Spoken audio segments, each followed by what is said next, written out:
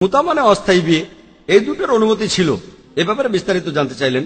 একটা হাদিস আছে যে নবীজির কাছে এক লোক এসে বলল সে এই উজুল পালন করছে, অর্থাৎ সে তার স্ত্রীর সাথে সহবাস থেকে বিরত রয়েছে। নবীজি চুপ করে থাকলেন।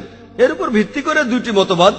নবীজি চুপ করে থেকে সম্মতি দিয়েছিলেন, আরেকটা দল বলছে নবীজি শুনে খুশি হননি। এ সম্পর্কে মতবাদ এই দুটো, তাই এটার অনুমতি আছে না নেই সেটা বিতর্কের ব্যাপার। তবে ফ্যামিলি প্ল্যানিং এর কথা যদি বলেন, আমার ভিডিও ক্যাসেট দেখতে পারেন। কোরআন এন্ড মডার্ন সায়েন্স সামঞ্জস্যপূর্ণ না পরস্পর বিরোধী? এই হাদিসের উদ্ধৃতি দিয়ে অনেকে বলে অনুমতি আছে, অনেকে বলে না করলেই ভালো, তবে কেউই বলে না এটা হারাম। উজুলকে কোথাও হারাম বলা হয়নি, কোথাও না। আপনার দ্বিতীয় প্রশ্নে আসি, আমাদের নবীজির সময়ে মুতাবিয়ের অনুমতি ছিল? হ্যাঁ, নবুয়ত পাওয়ার প্রথম দিকে, মুহাম্মদ সাল্লাল্লাহু আলাইহি ওয়াসাল্লাম নবুয়ত পাওয়ার প্রথম দিকে মদও নিষিদ্ধ ছিল না। নবুয়তের প্রথম দিকে নবীজি মদও বারণ করেননি। যদি আমাকে বলেন যে একবার কিছু সাহাবা নবীজির সামনে মদ খেয়েছিলেন, নবীজি কিছু বলেননি, এটা হতে পারে। এটা হয়েছে নবুয়তের প্রথম দিকে। পরবর্তীতে কোরআনের আয়াতে মদকে নিষিদ্ধ করা হলো। তারপরে যখনই কেউ নবীজির সামনে মদ খেয়েছে, নবীজি তখনই তাকে বারণ করেছেন। যখনই নবীজি ভুল কিছু দেখেছেন, অবশ্যই বারণ করেছেন, সেটা হারাম। সেভাবে দেখবেন যে মুতা আরব দেশে তখন এই রীতি ছিল। আরব দেশে এটা কমন ছিল। প্রথমে ব্যভিচার নিষিদ্ধ হলো, ধাপে ধাপে এসেছে যে কোনটা নিষিদ্ধ। আর সপ্তম হিজরিতে তাবুকের যুদ্ধের সময় আর নবীজি মুহাম্মদ সাল্লাল্লাহু আলাইহি ওয়াসাল্লাম এর কয়েক বছর পরেই মারা যান। তিনি এটাকে নিষিদ্ধ করেছিলেন। যখন নিষিদ্ধ করেছিলেন, সেখানে যে সাহাবাগণ ছিলেন তারা ভালোভাবে জানতেন। তাদের মধ্যে ছিলেন হযরত ওমর রাদিয়াল্লাহু আনহু। মুহাম্মদ সাল্লাল্লাহু আলাইহি ওয়াসাল্লাম নবুয়ত পাওয়ার প্রথম দিকে মদও নিষিদ্ধ ছিল না। নবুয়তের প্রথম দিকে নবীজি মদও বারণ করেননি। যদি আমাকে বলেন যে একবার কিছু সাহাবা নবীজির সামনে মদ খেয়েছিলেন, নবীজি কিছু বলেননি, এটা হতে পারে। এটা হয়েছে নবুয়তের প্রথম দিকে। পরবর্তীতে কোরআনের আয়াতে মদকে নিষিদ্ধ করা হলো। তারপরে যখনই কেউ নবীজির সামনে মদ খেয়েছে, নবীজি তখনই তাকে বারণ করেছেন। যখনই নবীজি ভুল কিছু দেখেছেন, অবশ্যই বারণ করেছেন, সেটা হারাম। সেভাবে দেখবেন যে মুতা আরব দেশে তখন এই রীতি ছিল। আরব দেশে এটা কমন ছিল। প্রথমে ব্যভিচার নিষিদ্ধ হলো, ধাপে ধাপে এসেছে যে কোনটা নিষিদ্ধ। আর সপ্তম হিজরিতে তাবুকের যুদ্ধের সময় আর নবীজি মুহাম্মদ সাল্লাল্লাহু আলাইহি ওয়াসাল্লাম এর কয়েক বছর পরেই মারা যান। তিনি এটাকে নিষিদ্ধ করেছিলেন। যখন নিষিদ্ধ করেছিলেন, সেখানে যে সাহাবাগণ ছিলেন তারা ভালোভাবে জানতেন। তাদের মধ্যে ছিলেন হযরত ওমর রাদিয়াল্লাহু আনহু। আর সেজন্যই পরবর্তীতে তারা যখন ফিরে আসলেন, নবীজিও তখন মারা গেছেন। মানুষজন এটা জানতো না, তবে কিছু সাহাবা এ ব্যাপারে জানতেন। ওমর রাদিয়াল্লাহু আনহু এটা জানতেন। তিনি কঠিনভাবে আইনটা প্রতিষ্ঠা করলেন। এটা ভুল। কিছু মানুষ ভাবলো যে আসলে হযরত ওমর রাদিয়াল্লাহু আনহু তিনি তার নিজের আইনটা তৈরি করেছেন। না, নিষিদ্ধ করেছেন নবীজি মুহাম্মদ সাল্লাল্লাহু আলাইহি ওয়াসাল্লাম। তবে তিনি তাবুকের যুদ্ধে যাওয়ার আগে নিষিদ্ধ করেছিলেন। সব সাহাবী সেখানে ছিলেন না, মাত্র কয়েকজন ছিলেন। তাদের মধ্যে ছিলেন ওমর রাদিয়াল্লাহু আনহু। নবীজি মারা যাওয়ার পরে যেহেতু জানতেন এটা নিষিদ্ধ, তাই কঠোরভাবে নিষিদ্ধ করেন। আর আমাদের নবীজির সময়ে মুতা মানে অস্থায়ী বিয়ে। তার মানে বিয়ে করলেন কোন মহিলাকে একটা নির্দিষ্ট সময়ের জন্য, হয়তো এক রাত বা এক সপ্তাহ বা এক মাস। এটা ইসলামে হারাম। ইসলামে পরিষ্কারভাবে বলা হয়েছে নিকাহ পবিত্র বন্ধন। বিয়ে করে আপনি ভাববেন যে স্ত্রীর সঙ্গে থাকবেন সারা জীবন। যদি কখনো সমস্যা হয় তাহলে বিয়েটা ভাঙতে পারেন, তালাক বা বিবাহ বিচ্ছেদের মতো ব্যাপার হতে পারে। মুতার ক্ষেত্রে এমনটা না। আপনি বিয়ে করেছেন একটা নির্দিষ্ট সময়ের জন্য, এটা হারাম ইসলামে। এটা আসলে পতিতাবৃত্তিকে স্বীকৃতি দেয়া। ইসলাম ধর্মে পতিতাবৃত্তির কোনো স্থান নেই, এটা হারাম। বিয়ে করে কোনো সমস্যা হলে হতে পারে 10 বছর, 10 মাস বা 1 মাস বা 1 সপ্তাহ পরে তালাক হতে পারে। কোরআনে অনুমতি আছে, তালাক দেওয়ার অনুমতি আছে।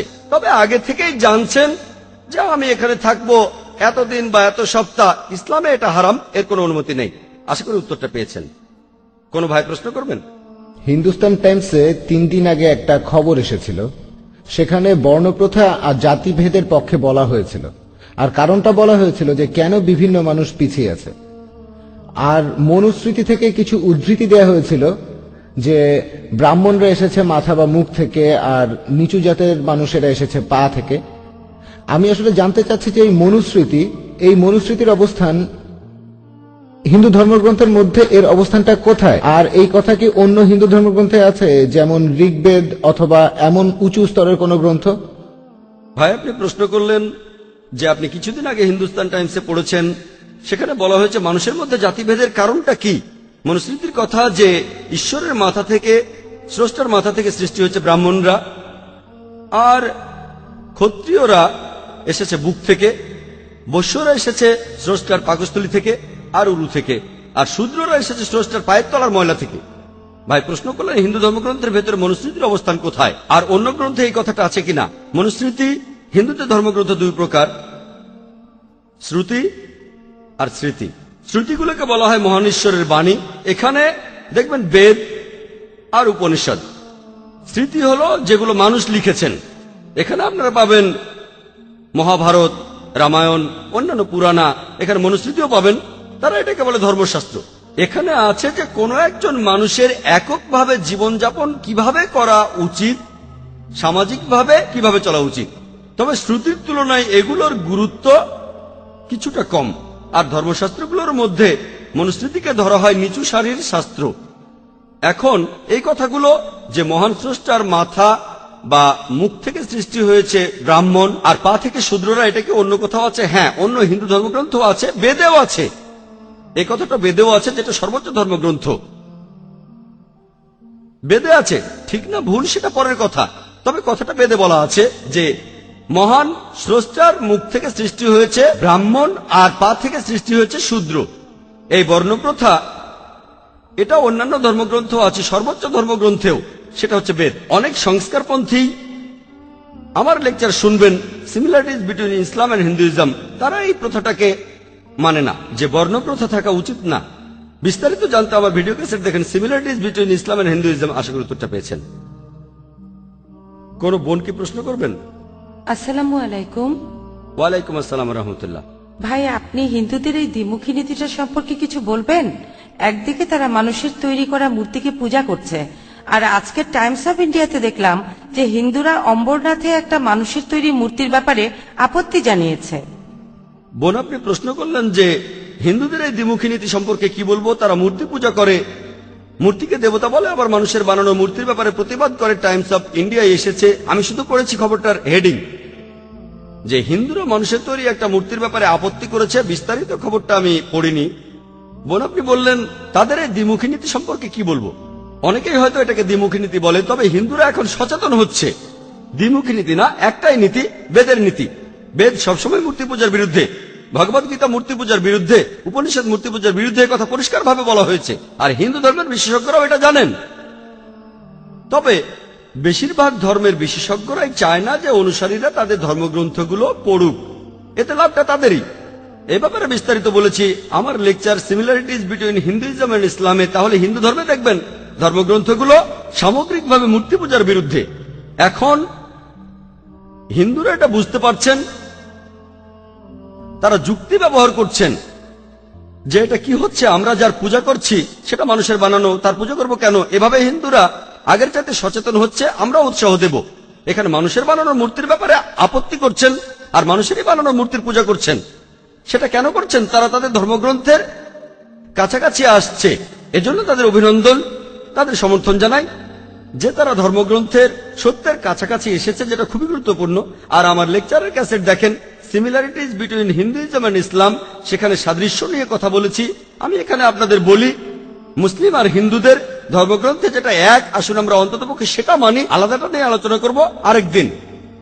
এমন না যে পার্থক্য নেই, আসুন অন্ততপক্ষে কমন জিনিসগুলো মেনে চলি। আর আপনারা দেখবেন যে দুটো ধর্মগ্রন্থই, মুসলিম আর হিন্দু ধর্মগ্রন্থ দুটোই বলছে এক ঈশ্বরের কথা। মূর্তি পূজা করবেন না, ঈশ্বরের কোনো সন্তান নেই, তিনি কখনো জন্মাননি।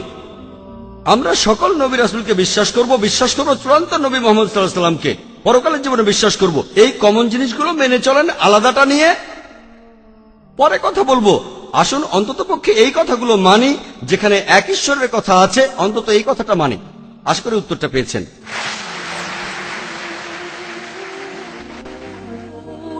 বর্তমানে রাজনৈতিক দলগুলো মুসলিমদের জন্য সংরক্ষিত আসন রাখছে। এখন মুসলিমদের জন্য এমন প্রকারভেদ আমরা কি মানব? কারণ মুসলিমদের মধ্যে জাতিভেদ নেই, এখন দেখি যে কিছু মুসলিমকে বলা হচ্ছে যে তারা নাকি নিচু জাতের মুসলিম। ভাই প্রশ্ন করলেন যে কিছু রাজনৈতিক দল মুসলিমদের জন্য সংরক্ষিত আসন রাখছে আর মুসলিমদের কিছু পদবীকে গুরুত্ব দিচ্ছে, আমরা এগুলোকে মানব কিনা। ইসলামে কোনো বর্ণপ্রথা নেই। কেউ যদি বলে আমি মুসলিমদের মধ্যে নিচু জাতের, সেটা ভুল। যদি বলেন কিছু মুসলিমকে সুবিধা দেওয়া হচ্ছে কারণ তাদের হয়তো আর্থিক অবস্থা খুব খারাপ, সমস্যা নেই, এটা আসলে বর্ণভেদ না, অর্থনীতি। তাই যদি সংরক্ষণ করা হয় বর্ণভেদ বিচার না করে, জাতপাত, ইসলাম ধর্মে কোনো জাতপাত বা বর্ণপ্রথা নেই। তবে কেউ যদি বলে কিছু মুসলিম যেহেতু তারা গরিব তাদের সাহায্য করেন, কোনো সমস্যা নেই, গরিব মুসলিমকে জাকাত দিতে পারেন। কোন মুসলিমকে যদি সাহায্য করতে চান যেহেতু সে গরিব, আর্থিকভাবে দরিদ্র, এই দরিদ্র লোকদের জন্য করা যেতে পারে। হিন্দুদের মধ্যে যেমন বর্ণপ্রথা, ইসলামে তেমনটা নেই। কিন্তু তারা যদি আর্থিকভাবে দরিদ্র হয়, তারা যদি গরিব হয়ে থাকে তাহলে করেন, সমস্যা নেই। কিন্তু বর্ণপ্রথা ইসলামে এটা নেই। আশা করি উত্তরটা পেয়েছেন। কোন বোন কি প্রশ্ন করবেন? আসসালামু আলাইকুম। ওয়ালাইকুম আসসালাম রহমতুল্লাহ। কিছুদিন আগে খবরের কাগজে এইডস সম্পর্কে পড়লাম। 20 বছর আগে এই রোগের আবির্ভাব, আর ইন্ডিয়া হলো এইডস আক্রান্ত রোগীদের দিক থেকে দ্বিতীয় বৃহত্তম। এটা কি নতুন কোনো অসুখ? এর ইতিহাসটা কি? এই রোগের কি কোনো প্রতিকার নেই? আর এ ব্যাপারে স্কুলে কি নৈতিক শিক্ষা দেয়া যায় না? এই যেমন ধরুন সেকেন্ডারি লেভেল থেকে। বোন, আপনি প্রশ্ন করলেন যে বর্তমানে এইডস রোগ, মানুষ বলে এটা একটা নতুন অসুখ, এর ইতিহাসটা কি? এটা কি নতুন না পুরনো? কিভাবে আসলো? আর এই রোগ প্রতিরোধের জন্য নৈতিক শিক্ষা দেয়া যায় কি না, যেমন সেকেন্ডারি স্কুল থেকেই। আমি আপনাকে এইডস এর ব্যাপারে বলি, ইতিহাসে এটা খুবই নতুন। বছরের কথা বললে এই রোগটা এসেছে কয়েক দশক আগে। কয়েক দশক আগে মানে অসুখটা বেশ নতুন, এটা একটা নতুন রোগ। আর এর কারণ হিসেবে অনেক কিছুই বলা হয়েছে। আগে মানুষ ভাবতো এটার কারণ সমকামিতা, এরপর তারা বলল স্বাভাবিক সহবাসও হতে পারে, আরো অনেক। তারপর বলল রক্ত নিতে গেলে এইডস হতে পারে। এখন পর্যন্ত আমরা এই রোগের প্রতিকার জানি না। কারণগুলো আমরা জানতে পেরেছি, প্রধানত অবাধ যৌনাচার, অনেক যৌন সঙ্গী বদল করা, এটা হলো একটা কারণ। এই সমস্ত কারণগুলোর মধ্যে অ্যালকোহল আর একটা কারণ, মাদক সেবীরা এক সিরিঞ্জ ব্যবহার করে, সেটাও একটা কারণ। অনেক কারণ আছে, এমন অনেক কারণে আছে, তবে প্রধান কারণটা যৌনাচার। আর এই কারণেই আপনি বললেন যে ইন্ডিয়া হলো পৃথিবীতে এইডস আক্রান্ত রোগীদের দিক থেকে দ্বিতীয় বৃহত্তম। কথাটা ঠিক। কয়েক বছরের মধ্যে ইন্ডিয়া 1 নম্বর হয়ে যাবে। ইন্ডিয়া এখন স্কুলে নৈতিক শিক্ষা দেয়া, হ্যাঁ, পশ্চিমা বিশ্বে এমনটা আছে, তারা স্কুলে ছেলে মেয়েদের যৌন শিক্ষা দেয়। আমি কিছুটা মানি আর কিছুটা মানি না। ইসলাম কি বলে? ইসলামে যৌন শিক্ষা দেওয়ার কথা বলা হয়েছে, তবে পশ্চিমা স্কুলগুলোতে যেভাবে শেখানো হয় সেটা আমি মানি না। সেখানে অনেক কিছুই করা হয়, কারণ সেখানকার পরিস্থিতিটা আলাদা। ইংল্যান্ডের একটা রিপোর্ট অনুযায়ী এই কয়েক সপ্তাহ আগে এই পেপারে খবরটা এসেছিল টাইমস অফ ইন্ডিয়ায়, যে ইংল্যান্ডে বর্তমানে যে শিশুরা জন্মায় তাদের 40%-এরও বেশি বিবাহিত বাবা মায়ের সন্তান হয়ে জন্মায় না। তার মানে যেসব মহিলা সন্তান প্রসব করছে তাদের 40%-এরও বেশি বিবাহিত নয়। আর 20-30 বছর আগে এটা ছিল 20%। আরো কয়েক দশক আগে এটা আরো কম ছিল। তাদের সমাজ উন্নত হচ্ছে। আর তারা বলছে 2012 সালের মধ্যে যেসব শিশু জন্মাবে তার 50%-এরও বেশি তাদের বাবা মারা বিবাহিত হবে না। বুঝতেই পারছেন তাদের সমাজটা আসলে খারাপ হয়ে যাচ্ছে। এজন্য তারা স্কুলে যৌন শিক্ষা দিচ্ছে। আর কারণ হলো এগুলোই। আমার মনে হয় সমস্যাটা আসলে স্কুলে না, সমস্যাটা হলো সমাজে। আমরা এইসব বাজে জিনিসগুলো বাদ দিতে চাই। যেমন কোনো অশ্লীলতা থাকবে না, পর্নোগ্রাফি। এখন এগুলো বাড়ছে কেন? পর্নোগ্রাফি ম্যাগাজিন বাড়ছে, পর্নোগ্রাফিক সাইট বাড়ছে। সার্ভে দেখা গেছে যে 80% পুরুষ পর্নোগ্রাফিক সাইটে যায়, যারা অফিসে কাজ করে তাদের 20% একেবারে অফিস টাইমে পর্নোগ্রাফিক সাইটে যায়। এগুলো সার্ভে। মহিলাদের মধ্যে 13%। অফিস টাইমে হ্যাঁ, পর্নোগ্রাফি সাইটে যাওয়াটাই খারাপ, আর অফিস টাইমে যাওয়া, চিন্তা করেন আপনি সেখানে চাকরি করছেন আর পর্নোগ্রাফিক সাইট দেখছেন। এমন কিছু অফিসও আছে যারা বলে আপনি পর্নোগ্রাফিক সাইট দেখতে চাইলে ওই রুমটাতে যান, একটা স্পেশাল রুম থাকে, অফিসের কাজে ডিস্টার্ব করবেন না। তারা এখন বলে আমরা এখন অনেক চালাক, তাই তারা বলে দেখতে চান বিনোদন কক্ষে যান। আপনার কম্পিউটারে দেখার দরকার নেই, বিনোদন কক্ষটা আলাদা, সেখানে 8 ঘন্টা সময় কাটানোর সমস্যা নেই। তাই আপনার ইচ্ছে হলেই বিনোদন কক্ষে যাবেন আর কোম্পানির পারমিশন নিয়েই যাবেন। যদি বলেন এভাবে সমাজের উন্নতি হবে, সেটা আসলে ভুল। এবারে শিক্ষার ব্যাপারে বলি। স্কুলে আমার বোন তার মেয়ের স্কুলের নামটা বলছি না, খুবই বিখ্যাত একটা স্কুল, সেখানে অভিভাবকদের মিটিং আর এসেছেন একজন এক্সপার্ট মনোবিজ্ঞানী, তিনি অভিভাবকদের সঙ্গে কথা বলবেন এই বিষয়ে। তো সেই এক্সপার্ট খুব জনপ্রিয় একজন লোক বোম্বেতে, তিনি বলছেন, অভিভাবকদের বলছেন যে আপনারা এইডস এর ব্যাপারে তো জানেন, এইডস সম্পর্কে বলছেন, এইডস ছড়িয়ে পড়েছে, আপনার বাচ্চাকে শেখান কন্ডম ব্যবহার করো। সেখানে সবাই খুব সিরিয়াসলি বলছিল শেখাতে হবে, বাচ্চাদের শেখাবেন। তারপর প্রশ্নোত্তর পর্ব শুরু হলো। আমার বোন প্রশ্ন করে এক্সপার্টকে উড়িয়ে দিল। সেক্স করতে বারণ না করে তাদের বলছেন কন্ডম ব্যবহার করতে। এটা কোন ধরনের শিক্ষা? আপনারা তাদের বলবেন তোমরা সহবাস করো না, কিন্তু বলছেন করলে করতে পারো, কন্ডম ব্যবহার করো, এইডস হবে না। কন্ডম ব্যবহার করলে এইডস হবে না। কয়েক বছর আগে দক্ষিণ আফ্রিকায় গিয়েছিলাম, বিশাল হোর্ডিং, এইডস থেকে বাঁচতে কন্ডম ব্যবহার করুন। তারা অবৈধ সেক্স করতে বারণ করছে না, সেক্স করেন তবে কন্ডম ব্যবহার করেন, তাহলে এইডস হবে না। এইডস পশ্চিমা বিশ্বে ছড়াচ্ছে, এখন ইন্ডিয়াতেও চলে এসেছে।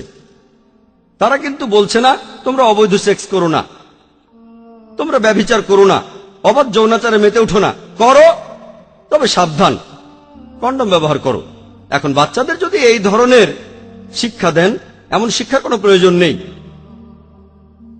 তাই আমিও মানি যৌন শিক্ষার প্রয়োজন আছে, তবে ইসলামিক নিয়ম মেনে। যেভাবে পশ্চিমারা শেখাচ্ছে সেভাবে নয়। তারা যা শেখায় সেগুলো বলতে পারবো না, তবে যদি সেগুলো বলি তখন বলবেন জাকির ভাই আপনি আমাদের সামনে এসব কি বলছেন। তারা যা কিছু শেখায় সেটা ননসেন্স, অন ইসলামিক, হারাম। কিন্তু তারা কি বলে এইডস খুব খারাপ, তারা এইডস নিয়ে চিন্তিত, আখিরাত নিয়ে চিন্তিত না। এখানে ট্রিটমেন্টটা হলো জীবাণু মারতে হবে, সিমটম দেখে ট্রিটমেন্ট করবেন না। তারা এখন চিন্তিত এইডস নিয়ে, কিন্তু তাদের অন্যান্য খারাপ কাজগুলো নিয়ে তারা চিন্তিত না। তাহলে দেখতে পাচ্ছেন যে তাদের সমাজ আসলে পেছন দিকে যাচ্ছে, তারা ভুল জিনিসের পথে এগিয়ে যাচ্ছে। এগুলো কেন বাড়ছে? কারণ তারা বাক স্বাধীনতার কথা বলে, ব্যক্তি স্বাধীনতার কথা বলে, পর্নোগ্রাফিকে অনুমোদন দেয়, পতিতাবৃত্তির অনুমোদন দেয়। তারপর দেখবেন ফুটবল বিশ্বকাপের সময় জার্মানিতে, সে সময় সেখানে হাজার হাজার পতিতা হাজির হয়েছিল। খবর এসেছিল ওয়েটিং কিউ গড়ে 2 ঘন্টা। মানুষ বিশ্বকাপ দেখতে এসেছে, খেলা দেখার পরে মজা করতে চায়। জার্মানিতে পতিতাবৃত্তি বৈধ, লিগাল, বৈধ, তাই লুকানোর প্রয়োজন নেই। অনেক ডিমান্ড, 2 ঘন্টা টাকা দেওয়ার পরও, অ্যাপয়েন্টমেন্ট নেওয়ার পরও 2 ঘন্টা লাইনে। এগুলো আসলে কি হচ্ছে? মডার্ন। যৌন শিক্ষার অবশ্যই প্রয়োজন আছে। এখানে একটা ব্যাপারে আমাদের খেয়াল রাখতে হবে। দেখবেন যে এমন কে আছেন যে ইসলামিক নিয়মে এই শিক্ষাটা দিতে পারবেন। কোথায় বর্তমান বিশ্বের সব সমস্যার সমাধান পাবেন, সেটাই হলো বড় কথা, এটাই বড় চ্যালেঞ্জ। আমাদের স্কুলেও এমন শিক্ষা দেওয়ার চিন্তা ভাবনা করছি, তবে কে এই শিক্ষাটা দেবেন সেটাই গুরুত্বপূর্ণ। তাকে বিশেষজ্ঞ হতে হবে ইসলামের উপর, মেডিকেল সায়েন্সের উপর। বাচ্চাদের সাথে তাদের লেভেলে গিয়ে কথা বলতে হবে, তাদের সাথে কোনো অশ্লীল কথা বলা যাবে না। কোরআনে এমন কথা আছে, আল্লাহ তাআলা বলেছেন পবিত্র কোরআনে, আরবি শব্দগুলো সেগুলো ব্যাখ্যা করে বলবেন। তাদেরকে আপনি শেখাতে পারেন ভদ্রভাবে, অশ্লীলভাবে না। তাই এই কথাগুলো বলবেন আল্লাহ সুবহানাহু ওয়া তাআলা যেভাবে পবিত্র কোরআনে বলেছেন। অন্য বইয়ের সঙ্গে তুলনা করুন, তারপর পার্থক্যটা দেখুন। কোরআনে যেভাবে আছে আপনার মনে কোনো খারাপ চিন্তা আসবে না। কোরআনে যেভাবে বলা হয়েছে শরীরের কোনো একটা অঙ্গ, সেটার ভদ্র নাম দেয়া যায়, অশ্লীল নামও দেয়া যায়। আমি এখানে কোনো উদাহরণ দেব না। আল্লাহ তাআলা বলেছেন পবিত্র কোরআনে, আরবি শব্দগুলো সেগুলো ব্যাখ্যা করে বলবেন। তাদেরকে আপনি শেখাতে পারেন ভদ্রভাবে, অশ্লীলভাবে না। তাই এই কথাগুলো বলবেন আল্লাহ সুবহানাহু ওয়া তাআলা যেভাবে পবিত্র কোরআনে বলেছেন, অন্য বইয়ের সঙ্গে তুলনা করুন, তারপর পার্থক্যটা দেখুন। কোরআনে যেভাবে আছে আপনার মনে কোনো খারাপ চিন্তা আসবে না। কোরআনে যেভাবে বলা হয়েছে শরীরের কোনো একটা অঙ্গ, সেটার ভদ্র নাম দেয়া যায়, অশ্লীল নামও দেয়া যায়। আমি এখানে কোনো উদাহরণ দেব না। তাই যে মানুষটা যৌন শিক্ষা দেবেন তার জ্ঞান থাকতে হবে, যোগ্যতা থাকতে হবে।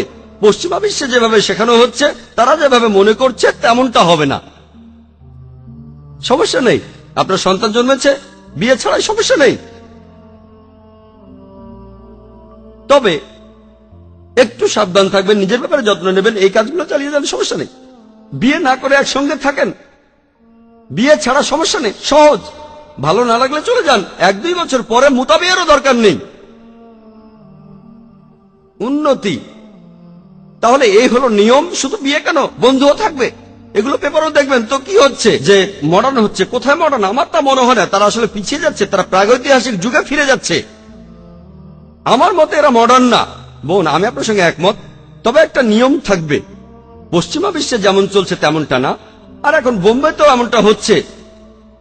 পরিসংখ্যানটা শুনলে আপনারা চমকে উঠবেন। আমি আগে যে পরিসংখ্যানগুলো বলতাম, 10 বা 15 বছর আগে যেসব মেয়ে স্কুলে যায় তাদের এত পার্সেন্ট স্কুলে কুমারিত্ব হারায়, আর ইউনিভার্সিটিতে 99%-এরও বেশি। এটা পশ্চিমাদের পরিসংখ্যান। বোম্বেতে আমি চমকে গেছি। আমি আগেও বলেছি যে বোম্বেতেও, এখানেও এইডস ছড়িয়ে পড়বে। 2-3 বছর আগে এইডস এর উপর একটা কনফারেন্স হয়েছিল। সেই কনফারেন্সে একজন বিশেষজ্ঞ বলেছিলেন যে কথাটা আমি এখনো বিশ্বাস করি না। তিনি বলেছিলেন, যেসব মেয়েরা স্কুলে যায়, স্কুল পাশ করার আগে 70% তাদের কুমারিত্ব হারায়। এটা আমি হয়তো বলতাম কলেজে, যাতে করে ব্যাপারটা একটু ভালো শোনায়। বিশ্বাস করাটাও কঠিন।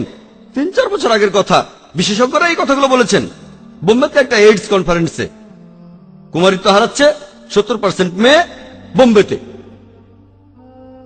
তাহলে সমাজ কোন পথে যাচ্ছে?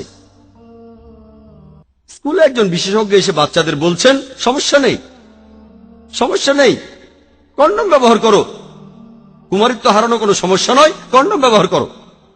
বাচ্চাদের এই শিক্ষা দেওয়া হচ্ছে। তাহলে সমাজে কি হচ্ছে? আমরা পশ্চিমাদের কাছে যে শিক্ষা পাচ্ছি সেগুলো মেনে চললে দোজখে জ্বলব। আমাদের ইসলামিক নিয়ম মেনে চলতে হবে, সমাজে খারাপ কাজগুলো থেকে দূরে থাকতে হবে। এটা একটা আসলে আর্ট। আর উপদেশ দিতে পারে এমন লোকজনকে আনতে হবে, বলবেন ইসলামিক নিয়মে, এছাড়াও সমাজের খারাপ কাজ থেকে দূরে থাকবেন, যেগুলো আমাদের জন্য চ্যালেঞ্জ। আমি আল্লাহর কাছে দোয়া করছি তিনি যেন আমাদের সাহায্য করেন। হয়তো প্রথম দিকে আমরা ভালো ফলটা পাবো না, প্রথম ব্যাচটা বের হবে, লোকজন বলবে কি হলো, এরা প্রথম ব্যাচটা, হয়তো সেরাটা না।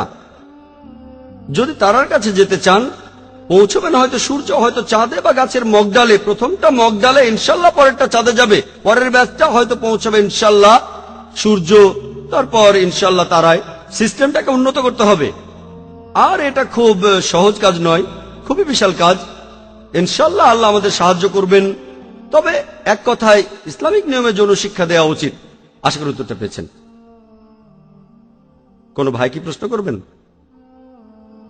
হ্যাঁ ভাই। পবিত্র বাইবেলে আছে যে যীশু খ্রিস্ট তার শিষ্যদের বলছেন যে অন্য জাতির মানুষকে ব্যাপটাইজ করো পিতা পুত্র পবিত্র আত্মার নামে।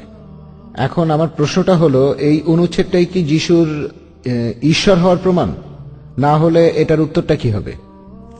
ভাই, আপনি একটা প্রশ্ন করলেন যে পবিত্র বাইবেলে আছে যিশু তার শিষ্যদের বলছেন তোমরা মানুষকে ব্যাপটাইজ করো পিতা পুত্র ও পবিত্র আত্মার নামে। এটার মানে কি ট্রিনিটি?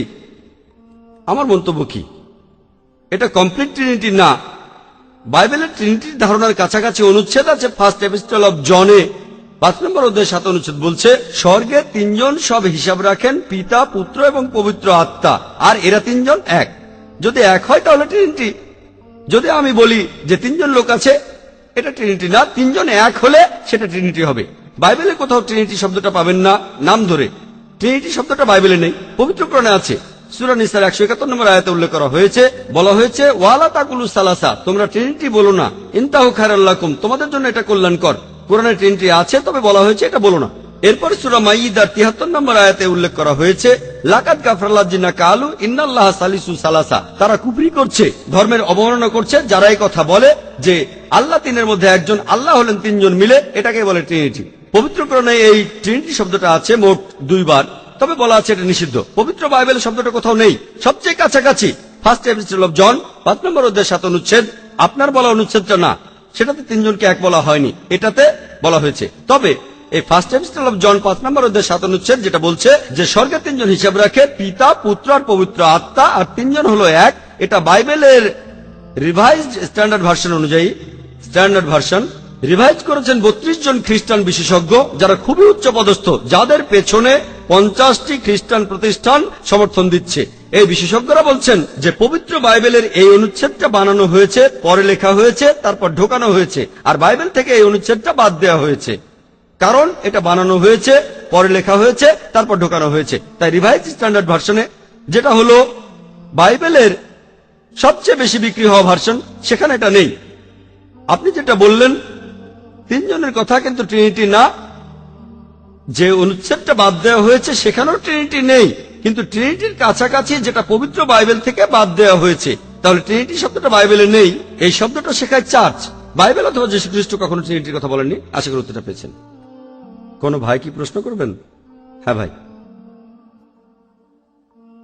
চিকিৎসা করার অনেকগুলো পদ্ধতি আছে, আর তার একটা হলো হোমিওপ্যাথি চিকিৎসা। আমরা জানি যে এই ওষুধে আছে অ্যালকোহল। অনেকে বলে যে 90% হোমিওপ্যাথি ওষুধের মধ্যেই অ্যালকোহল থাকে।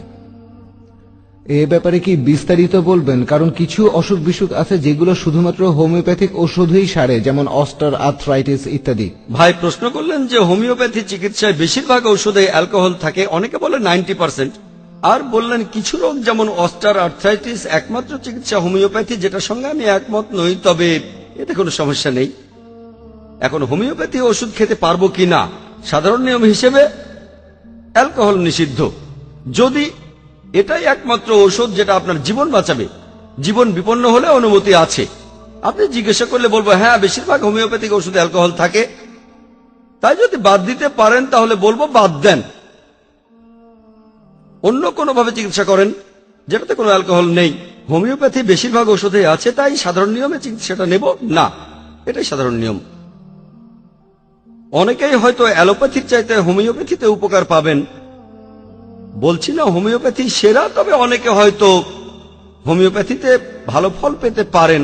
কেউ সব নিয়মে চিকিৎসা করে তারপর হোমিওপ্যাথিতে আসলো, আর শেষ উপায় হিসেবে এই চিকিৎসা নেই, কোনো সমস্যা নেই।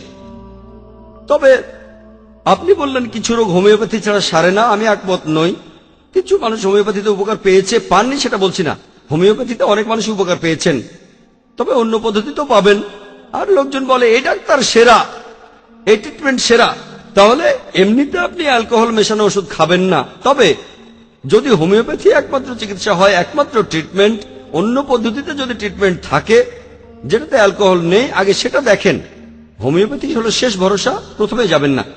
অন্য চিকিৎসায় কাজ না হলে তারপর হোমিওপ্যাথি চিকিৎসা নিয়ে দেখতে পারেন, সমস্যা নেই। আশা করি উত্তরটা পেয়েছেন।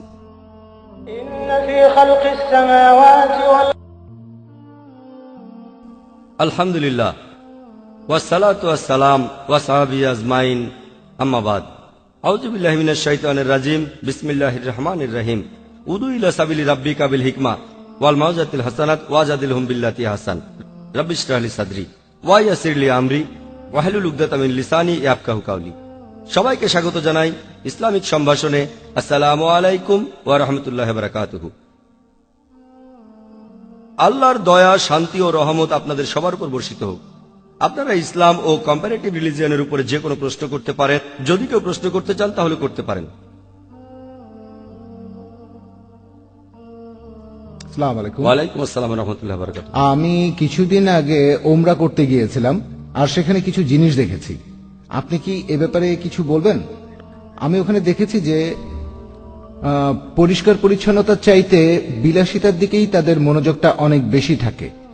সেখানে দেখলাম যে অনেক কিছুতেই তারা বিলাসিতা করে, বেশি খরচ করে। যেমন হোটেলের খরচ অনেক বেশি, প্রতিদিন 800 রিয়াল। পৃথিবীর বেশিরভাগ শহরের হোটেলগুলোতে ভাড়া এর চাইতে অনেক কম। এখন এইসব বিলাসিতা আর অমিতব্যয়ী কাজের বিরুদ্ধে কি কোনো রকম পদক্ষেপ নেওয়া হয়েছে? কারণ সব মুসলিমেরই সেখানে যাওয়ার অধিকার আছে। আর এ ব্যাপারটা যদি কর্তৃপক্ষকে বোঝানো যেত তাহলে অনেক মানুষেরই খুব উপকার হতো। এই ব্যাপারটা নিয়ে কি কখনো কোনো রকম আলোচনা হয়েছে? কারণ সেখানে বিলাসিতা করে অনেক অনেক টাকা খরচ করা হচ্ছে, মক্কার মতো পবিত্র জায়গায় যেটা হওয়া উচিত না।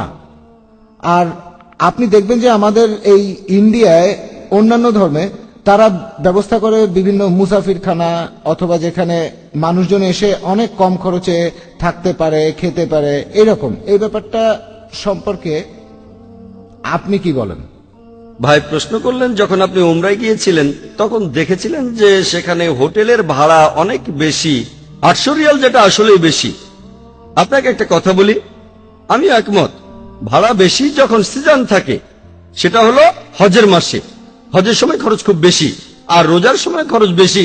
শুধুমাত্র এই দুটো সময় এখানে খরচ বেড়ে যায়, কারণ সে সময় অনেক মানুষ এখানে আসে মক্কা আর মদিনার পবিত্র মাটিতে। এছাড়া অফ সিজনে এটা পৃথিবীর সস্তা জায়গার একটা।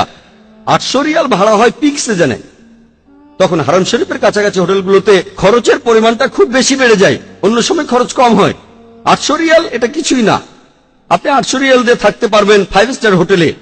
আর 800 রিয়াল মানে প্রায় 10,000 রুপি যদি 5 স্টার হোটেলে থাকতে চান, যেগুলো হারাম শরীফের কাছাকাছি মক্কা বা মদিনায় অফ সিজনে, সেগুলোর ভাড়া তখন খুবই সস্তা, তখন খুবই সস্তা। আমি বলছি আপনি মাত্র 150 রিয়াল দিয়ে থাকতে পারেন। 2000 রুপি তো একটা 5 স্টার হোটেল পাবেন, 1500ও পেতে পারেন অফ সিজনে। 125 রিয়াল দিয়ে থাকতে পারবেন 5 স্টার হোটেলে, কিন্তু পিক সিজনে 2000, 3000 রিয়াল, তখন খরচটা অনেক বেড়ে যায়। উমরার সময় হয় না, হজের সময় হয়। উমরা করা হয় অফ সিজনে, উমরার সময়ও খরচ বেশি রোজার মধ্যে পড়লে। সে সময় শেষ 10 দিনে এখানে খরচ হজের সময় চাইতেও বেড়ে যায়, কিন্তু অন্য সময় উমরায় গেলে খরচ খুবই কম। অফ সিজনে একজন গরিব লোকও কোনো 5 স্টার হোটেলে থাকতে পারবেন যদি উমরা করতে চান। এবারে বলি হজের সময় খরচটা কেন বেড়ে যায়। আপনারা হয়তো খেয়াল করেননি, তবে আমি বলি, হজের জন্য সৌদি সরকার অনেক সুযোগ সুবিধা দিয়েছে। আমি বলছি সৌদি সরকারের কারণে গরিব লোকের পক্ষে এখন হজ করা সম্ভব। সৌদি সরকার যে সুযোগ সুবিধা দেয়, যদি হারমাইনগুলো দেখেন, দুটো হারমাইনে যে সুযোগ সুবিধা আছে, সেখানে টয়লেটের ব্যবস্থা, চিন্তা করেন প্রায় 20 লাখ মানুষ হজ করতে আসে বা রোজায়, সেখানে টয়লেটের যে ব্যবস্থা, তারা টয়লেটেও মার্বেল পাথর বসিয়েছে। অনেক লোকের বাড়িতেই হয়তো মার্বেল পাথর নেই, কিন্তু তারা টয়লেটে মার্বেল পাথর বসিয়েছে, সেখানে এসকেলেটর আছে, তাদের চার্জও খুবই কম। এরপর আপনি দেখেন প্লেনের ভাড়াটা কেমন। 1 নম্বর, সরকার প্লেন ভাড়ার উপর ভর্তুকি দেয়। যেহেতু সৌদি সরকার ভাড়া কমাচ্ছে, সৌদি এয়ারলাইন্সের ভাড়া কম, তখন অন্যান্য এয়ারলাইন্সও ভাড়া কমাতে বাধ্য হয়। অমুসলিম এয়ারলাইন্সও তখন ভাড়া কমায়। কেন? কারণ সৌদি আরব ভাড়া কমিয়েছে। সৌদি আরব বলছে যদি আপনারা উমরা বা হজ করতে আসেন, আমরা 25% ডিসকাউন্ট দেব, মাঝে মধ্যে 40% ডিসকাউন্ট দেয়। যেহেতু সৌদি এয়ারলাইন এটা করছে, অন্যান্যরাও ভাড়া কমাতে বাধ্য হয়। তারা মুসলিমদের জন্য করছে না, কিন্তু এমনটা না করলে তারা ব্যবসা হারাবে, তাই তারা তখন ভাড়া কমিয়ে দেয়। অনেক প্লেন যায়, এখানে আসলে তারা ব্যবসা করছে। অন্য কোন সময় সৌদি আরবে গেলে 29,000 রুপি খরচ হবে, বোম্বে থেকে রিটার্ন টিকিট সহ। উমরা আর হজের সময় এটা 21,000। ভর্তুকি খরচ কম। তাহলে দেখছেন 1 নম্বর পয়েন্ট, প্লেন ভাড়া কমানো হয়। 2 নম্বর পয়েন্ট, সরকার যে সুযোগ সুবিধা দেয়, উমরার সময় যে ট্যাক্স নেয় সেটা খুবই সামান্য, এখানেও ভর্তুকি। এবারে খাবারের কথা যদি বলেন, খাওয়া খুবই সস্তা, সেখানে অনেক ধরনের খাবার পাবেন, মাশাআল্লাহ খুব সস্তা। পাকিস্তানি খাবার, এই খাবার, ওই খাবার, ফাস্ট ফুড, সবকিছু এখন থাকা। আপনি যে হোটেলের কথা বলছেন সেগুলো হারাম শরীফের কাছাকাছি, হারমাইন। এখন হয়তো আপনার বাজেটে কুলাচ্ছে না, এমন হোটেল নেন যেটা একটু দূরে। আমি জানি এমনকি হজের সময়ও কিছু হোটেল আছে যেগুলোর খরচ দিনে 50 রুপি। এখন যদি হারাম শরীফের কাছে থাকেন, হোক 5 স্টার হোটেল বা সাধারণ হোটেল, হারমাইনের কাছাকাছি যে হোটেল, সেগুলোর জমির দাম খুব বেশি। সেখানকার জমির দাম অনেক বেশি। 5 স্টার হোটেল না হলেও সেখানে খরচ বেশি। যদি হারাম শরীফের কাছাকাছি হোটেলে থাকেন, সেটা 5 স্টার না হলেও সেখানে ভাড়া হয়তো 1000 রিয়ালের বদলে 400 রিয়াল হবে। বুঝতে পেরেছেন? কারণ সেখানকার জমির দাম বেশি। জমির দাম বেশি কেন? হারাম শরীফের কাছাকাছি। তাহলে গরিব মানুষ হজ করতে গেলে একটু দূরে কোনো হোটেলে গিয়ে থাকতে পারেন, 1 মাইল দূরে, সমস্যা কোথায়? আর আপনারা চাইলে হারাম শরীফে সারাদিন কোনো সমস্যা ছাড়াই থাকতে পারেন। তাই সৌদি সরকারকে আমাদের ধন্যবাদ জানানো উচিত, কারণ একজন গরিব মানুষও চাইলে হজে যেতে পারেন। তা না হলে কোনো সুযোগ সুবিধা না থাকলে শুধু প্লেনের টিকিটটা এখন 60,000 রুপিতেও হজ ছাড়তে পারেন। বুঝতে পারছেন? প্লেনের টিকিট আর এয়ারপোর্ট ট্যাক্স দিয়ে 30,000-এর মতো পড়বে। প্যাকেজে খরচ কম, গ্রুপ করলে খরচ কম, আপনি একা গেলে খরচ বেশি পড়বে। যদি একা যেতে চান, আল্লাহ সামর্থ্য দিলে একা যেতে পারেন, 5 স্টার হোটেলও থাকতে পারেন। হজের সময় অনেকে থাকেন 1 মাস, তাহলে 1 মাসের থাকা, খাওয়া, পড়া ইত্যাদি মাত্র 30,000 রুপিতে, খুবই সস্তা। দিনে খরচ মাত্র 1,000 রুপি। এছাড়াও ঘুরে বেড়াবেন। জেদ্দা থেকে মক্কা হয়ে মদিনা, আবার জেদ্দা, এমনটা কোথায় পাবেন? দিনে মাত্র 1,000। যদি আমেরিকায় যান, দিনে 1,000 রুপিতে হবে না। এসওডিসি ট্রিপে গেলে খরচ অনেক বেশি। হজের খরচের সাথে তুলনা করেন, 30 দিনে গড়ে 1,000 রুপিরও কম খরচ হবে। মাঝে মধ্যে 800 রুপিতে হয়ে যাবে ভ্রমণের খরচ সহ। খাওয়া আর থাকার খরচ সহ হারাম শরীফের কাছেই হোটেলগুলো সস্তা। হয়তো আপনার খরচ পড়বে দিনে মাত্র 600 রুপি, তাহলে মাত্র 600 রুপিতে খাওয়া, থাকা, ঘোরা, বিদেশের মাটিতে তো খুবই সস্তা। পবিত্র কোরআনে অনুমতি আছে যখন আপনি হজে যাবেন তখন ব্যবসা করতে পারেন। ইন্ডিয়া থেকে কাপড় নিয়ে গেলেন, যেটা সেখানে পাওয়া যায় না, তারপর হজে এসে এগুলো বিক্রি করে দিলেন। সরকারও অনুমতি দিয়েছে। হজে যাওয়ার সময় অনেক মানুষই এমনটা করে থাকে, কিছু জিনিস নিয়ে তারা সেগুলো সেখানে বিক্রি করে দেয়। এভাবে খরচের টাকাটা উঠায়, অনেকে লাভও করে, এতে কোনো প্রকার সমস্যা নেই। তাই হজের খরচ কুলাতে না পারলে ব্যবসা করতে পারেন, কিছু জিনিস নিয়ে বিক্রি করতে পারেন। অনেক মানুষই করে, অনেক মানুষই সেখানে ব্যবসা করে। আল্লাহ তাআলা পবিত্র কোরআনে আমাদের এই অনুমতি দিয়েছেন। আর সৌদি সরকারও হজের সময় বিদেশিদের ব্যবসা করার অনুমতি দেয়। একজন গরিব মানুষও হজে যেতে পারে। হজে ধনীদের চাইতে গরিবরাই তো বেশি যায়।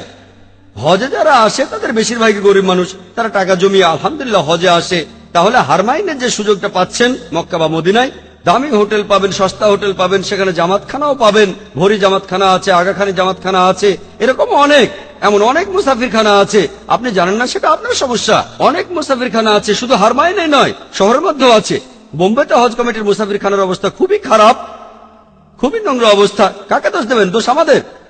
একটা জিনিস বলি যে আপনি সৌদি সরকারকে এই কথা জিজ্ঞেস করতে পারেন না টয়লেটে মার্বেল বসিয়েছেন কেন, এটা তো তারা ফ্রি দিয়েছে। প্রশ্ন করতে পারেন না যে টয়লেটে মার্বেল পাথর আপনারা বসিয়েছেন কেন। অনেক মানুষের বাসায় কোনো মার্বেল পাথর নাই। আলহামদুলিল্লাহ, তারা সেবা করতে চাচ্ছে হাজিদের। তারা মনে করে হাজিদের সেবা করলে আল্লাহ বরকত দেবেন। যখন আপনি ট্রিপে যাচ্ছেন, জেদ্দা থেকে মদিনা হয়ে আবার জেদ্দা, সেই বাসে খরচ হবে 130 রিয়াল, যেটা সম্ভব না। যাওয়া আসায় 150 রিয়াল খরচ হবে। কিভাবে সম্ভব? তখন জানলাম সেখানে অনেক ধনী লোক আছে যারা বলেছেন যে খরচই হোক আমরা তার অর্ধেক দেব। তাহলে 130 রিয়াল খরচ করে 3 দিনে মদিনায় গিয়ে ফিরে আসছেন এয়ার কন্ডিশন বাস।